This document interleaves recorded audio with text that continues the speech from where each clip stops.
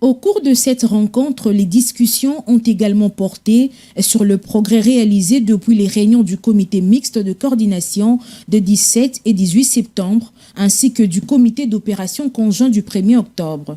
La phase 1 de l'OPORD, centrée sur l'analyse de menaces et les partages d'informations, a permis, selon cette source, d'époser des bases d'action coordonnées, notamment la neutralisation des forces démocratiques de libération du Rwanda, FDLR, et la levée des mesures défensives du Rwanda. Les membres du JSCM ont par ailleurs convenu de poursuivre les suivis des avancées et de relever les défis à venir. Enfin, la RDC et les Rwandais ont exprimé leur gratitude envers les États-Unis, les Qatar et l'Union africaine pour leur rôle de soutien et de facilitation dans ces processus. Signalons que la 4e réunion du mécanisme conjoint des coordinations de la sécurité dans le cadre de l'accord de paix de Washington est prévue les 19 et 20 novembre 2025. Nous sommes venus ici dans le cadre des enquêtes qui nous sont en train de mener. D'aucuns ignorent les événements malheureux qui sont passés ces 3 derniers jours au travers la ville province de Kinshasa. Il y a eu braquage d'abord au niveau de Bitabe où un sujet libanais a été tué par les braqueurs.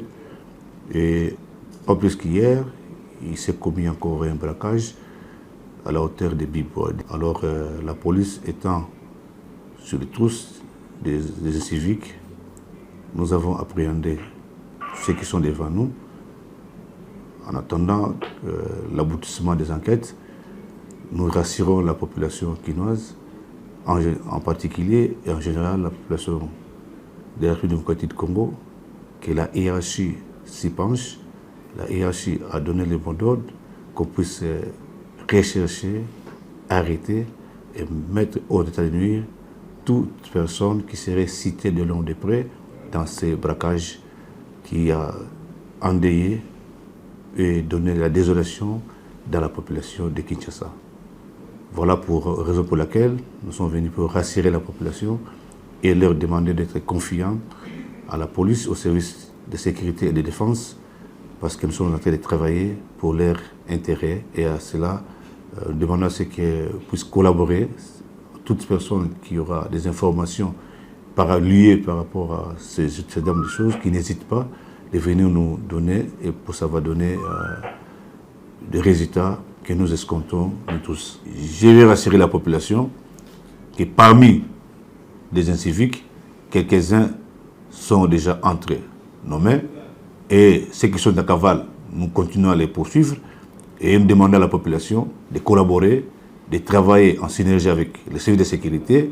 Si par hasard ils peuvent avoir connaissance de leur cachette ou de leur lieu de fuite, qu'ils n'hésitent pas de venir nous informer pour qu'on puisse mettre la main dessus et les mettre hors de nuire.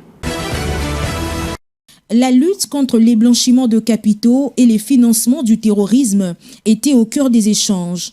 Un point sur lequel le ministre d'État en charge de la justice n'a pas manqué de témoigner à son interlocuteur la détermination du gouvernement congolais à endiguer le flux financier illicite, soulignant les efforts conjoints et les engagements fermes des deux nations à renforcer cette coopération.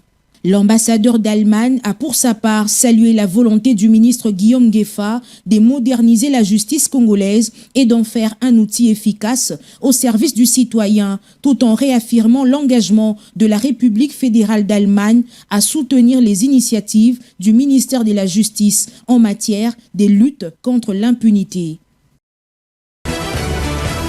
Les discussions ont porté sur les mesures à prendre pour accélérer le processus de paie pour octobre 2025 après la finalisation de l'état liquidatif du dernier trimestre. De nouvelles orientations ont été définies pour que cet état soit prêt dès le 23 octobre, permettant le lancement de la paie au début de la semaine suivante. Importance de trouver des stratégies pour compenser les retards dans le processus de paie. Accélérer la transmission des informations nécessaires pour que les listings soient disponibles d'ici la fin de la semaine.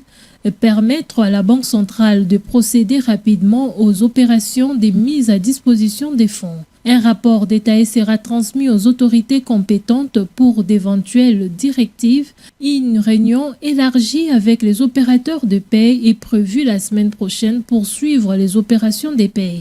Et cette réunion est essentielle pour garantir aux agents et fonctionnaires de l'État la perspection de leur salaire dans les meilleurs délais.